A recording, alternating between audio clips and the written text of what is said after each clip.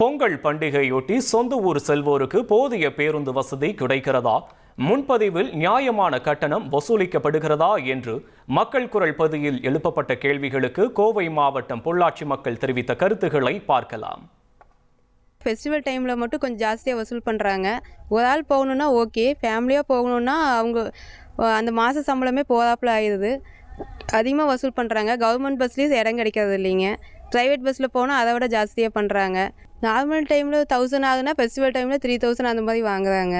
போயிட்டு வர கொஞ்சம் சிரமமாக இருக்குது. 4 பேர் போகணுன்னா அதுலேயே 5000 6000 போயிடுதுங்க. அதுக்கப்புறம் அங்கே போய் செலவு பண்ணுறதுக்கு இருக்காது. அந்த மந்த்லி ஃபுல்லாக நாங்கள் செலவு பண்ணுறதுக்கு காசு இருக்காது. இல்லைங்க, முன்பதிவில் பார்த்தீங்கன்னா அரசாங்க பேருந்து பரவாயில்ல, ஒரே கட்டணங்கள் தான்.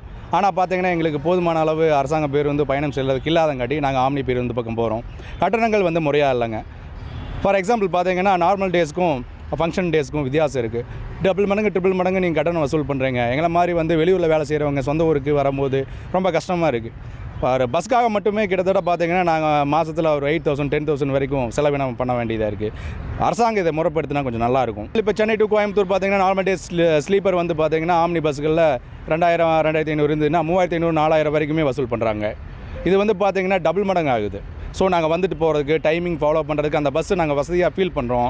ஆனால் கட்டணம் இவ்வளோ அதிகமாக இருக்கங்காட்டி நாங்கள் எப்படி எல்லோரும் வந்துட்டு போகிறது? கவர்மெண்ட் பஸ்ஸோட உங்களுக்கு ப்ரைவேட் பஸ் பார்த்திங்கன்னா விழா காலங்களில் 2 மடங்கு 3 மடங்கு அதிகமாக இருக்குது. அவங்க சொல்கிறதா ரேட்டுங்கிற மாதிரி ஒரு இது கொண்டு வந்துடுறாங்க.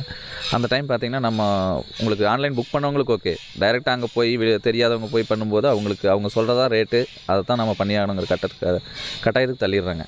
அதனால் நம்ம அதிக விலை கொடுத்தா நம்ம வாங்க வேண்டியது இருக்குது. முதல்ல திருவிழா இல்லாத போது 500 கேட்குறாங்க. திருவிழாவுக்கு வரும்போது 2000 3000 பண்ணிக்கிறாங்க. 4 பேர் வரும்போது அதுக்கே 5000 நாங்கள் கட்ட வேண்டியதாக இருக்குது. அப்புறம் நாங்கள் எப்படி சொந்த ஊரில் பொங்கல் கொண்டாடிட்டு போகிறது, தீபாவளி கொண்டாடிட்டு போகிறது? அதே அன்னைக்கு அதே ரூட்டில் தான் வர்றோம், அதே பஸ்ஸில் தான் உட்காந்துட்டு வரோம். அப்புறம் விசேஷம்னா திருவிழா வரும்போது மட்டும் ஏன் அதிகம் பண்ணுறீங்க பஸ்காரரு? நாங்கள் அதே ரூட்டில் தானே வரோம், அதே பஸ்ஸில் தானே வர்றோம். வேறு எங்கேயும் கூட்டிகிட்டு போயிட்டுலாம் வர்றாங்களா? இல்லையில்ல. பண்டிகைக்கு நாங்கள் சொந்த ஊருக்கு ஒரு 5000 கொண்டு வரோம்னா அதை பஸ்க்கே கொடுத்துட்டு வந்துடுறாச்சு. இங்கே எப்படி பொங்கல் திருவிழாவெல்லாம் கொண்டாடிட்டு போகிறது? சொந்த பந்தத்து வீட்டுகளுக்கெல்லாம் ஒரு ஸ்நாக்ஸ் எல்லாம் வாங்கிட்டு போனால் நாங்களே எப்படி போக முடியும்? மக்கள் குரல் பகுதியில் பொள்ளாச்சி மக்கள் தெரிவித்த கருத்துக்களை பார்த்தோம்.